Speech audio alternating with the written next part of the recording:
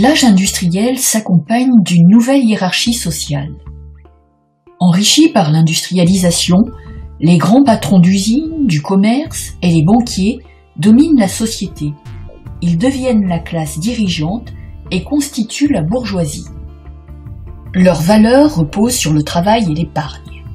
Ils deviennent un modèle pour les classes moyennes naissantes, constituées des professions libérales, avocats, médecins, notaires, des fonctionnaires et des commerçants. Le technicien, l'employé, le contremaître constituent une classe moyenne industrielle. Les paysans forment encore la majorité de la population. Cependant, la place des ouvriers grandit. La misère extrême se développe. Les ouvriers ont des vies difficiles. Les journées de travail sont longues, 12 à 15 heures par jour, au rythme des machines. Les salaires sont bas, les crises entraînent du chômage. Les ouvriers ne disposent d'aucune protection sociale.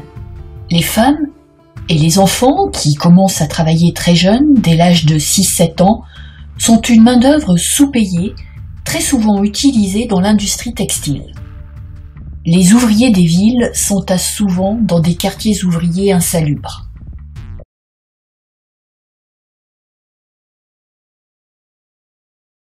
Le XIXe siècle connaît une croissance urbaine.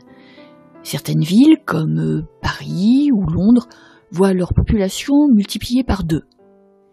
Cette augmentation de la population s'accompagne d'une extension territoriale des villes, à l'image de Londres au XIXe siècle. La croissance de la population urbaine implique des transformations qui font entrer les villes dans l'ère de la modernité. Prenons l'exemple de Paris. En 20 ans, entre 1841 et 1861, la population a presque doublé. Napoléon III décide de transformer Paris pour en faire un modèle d'urbanisme et d'hygiène. Des travaux ont lieu de 1852 à 1870. Il s'agit de faire de Paris une ville embellie, une ville agrandie et une ville assainie. Napoléon III confie l'essentiel des travaux de transformation au préfet Georges-Eugène Haussmann. La ville est entièrement repensée. L'idée est de restructurer Paris en de larges avenues. Des quartiers entiers sont éventrés et ces démolitions spectaculaires laissent place à de larges avenues. Dans la seconde moitié du XIXe siècle, le nombre de gares augmente, passant de 7 en 1849 à 50 en 1900. Paris est doté de 2 poumons verts qui sont redessinés, le bois de Boulogne et le bois de Vincennes. Des parcs et des squares sont créés, comme le parc Monceau, Montsouris et les Buttes-Chaumont, soit au total 1834 hectares d'espace vert. Autre aspect des transformations, la gestion de l'eau avec un nouveau réseau d'induction et l'assainissement avec un vaste réseau d'égouts de 600 km. Les campagnes connaissent elles aussi des transformations au cours du XIXe siècle. Les migrations vers les villes, en raison d'une demande de main-d'œuvre pour l'industrie, poussent à la modernisation de l'agriculture. Progressivement, de nouvelles cultures sont introduites, notamment les cultures fourragères. Avec la deuxième industrialisation et le développement de la chimie, les engrais chimiques commencent à être utilisés et la mécanisation fait une entrée timide au début du XXe siècle.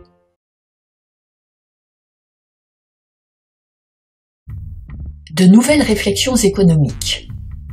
Au XIXe siècle, une nouvelle doctrine économique se diffuse dans les pays qui s'industrialisent, c'est le libéralisme économique. Selon cette pensée, il faut laisser chacun libre d'entreprendre pour assurer la croissance économique. La bourgeoisie y est favorable et refuse les lois sociales qui contraindraient les patrons. Certains patrons de la grande industrie développent le paternalisme. Il s'agit de mettre en place une méthode de gestion de la main-d'œuvre ouvrière pour la fixer durablement et s'en assurer le contrôle par le biais d'avantages sociaux tels que le logement, l'école pour les enfants, la protection sociale avec les caisses de retraite et de secours. En 1848, éclatent en même temps plusieurs révolutions auxquelles on donne le nom de printemps des peuples et qui mélange des revendications libérales et nationales. En France, cette révolution permet la mise en place du suffrage universel masculin et de l'abolition de l'esclavage. Mais elle a aussi un écho social, car elle pose la question de la place des ouvriers dans la société. On voit alors se développer des mouvements socialistes et des syndicats. Des penseurs accusent le capitalisme d'accentuer les inégalités sociales en permettant la domination de la bourgeoisie sur les ouvriers, que l'on appelle de plus en plus le prolétariat. Pour Karl Marx, un philosophe et économiste allemand, ce prolétariat doit faire la révolution pour s'emparer du pouvoir et mettre en place une nouvelle société égalitaire. Ce nouveau courant intellectuel, auquel on donne le nom de socialisme, conduit à la création de nouveaux partis politiques, les partis ouvriers. C'est par exemple la SFIO de Jean Jaurès, créée en 1905 en France. Le socialisme inspire aussi la création de nouvelles structures, les syndicats, dont la mission est de défendre les ouvriers et d'améliorer les conditions de vie et de travail. La journée de 8 heures, la limitation du travail des enfants, la protection sociale et la retraite.